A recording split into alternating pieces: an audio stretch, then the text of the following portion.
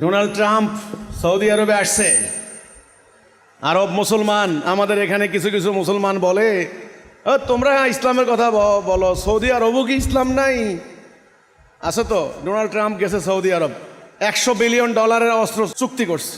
কাতারের আমির সাহেব 300 কোটি নাকি 30 কোটি ডলার মূল্যের বিমান, পৃথিবীর অন্যতম অভিজাত বিমান উপহার দিছে। শুনেন, বিমান উপহার দিছে, মারাত্মক ব্যাপার স্যাপার।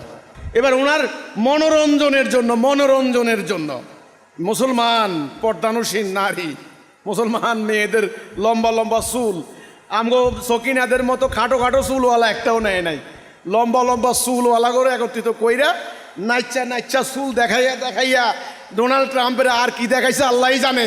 চুল দেখাইয়া ডোনাল্ড ট্রাম্পের মনোযোগ আকর্ষণ করাইলা, আর আমার মেয়েদের মাথার চুল দেখা যায়।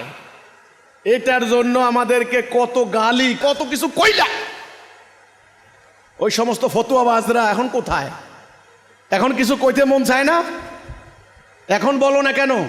ওরা জানে সৌদির বিরুদ্ধে কিছু বলে একেবারে মাদ্রাসাও বন্ধ, মসজিদও বন্ধ। এত মোটা প্যাট হয়েছে না, প্যাট একেবারে শুটকি হয়ে যাইব। আছে না, ঘাড় হয়েছে একেবারে উহুদ পাহাড়ের মতো। এই সুবিধাবাদী ফতুয়া ডোনাল্ড ট্রাম্প, আমেরিকার খ্রিস্টান প্রেসিডেন্ট, খ্রিস্টানের মনোরঞ্জনের জন্য মেয়েরা যে এই যে চুল খোলা রাইখা আনন্দ নাইচা গাইয়া মনোরঞ্জন করে দিল। ফতুয়াবাজি কোথায় গেছে এখন? কেউ তো কইলা না এ পর্যন্ত এটা হারাম, হারাম কুল্লে হারাম, কিয়ামতের আলামত শুরু হয়ে গেছে।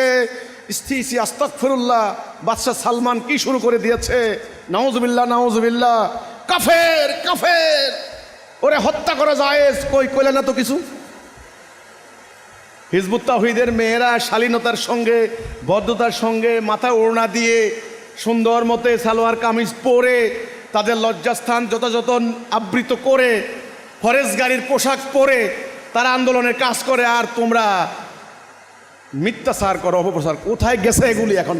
আমি এদের চেহারাটা দেখতে চাই, এরা কোথায় থাকে এখন?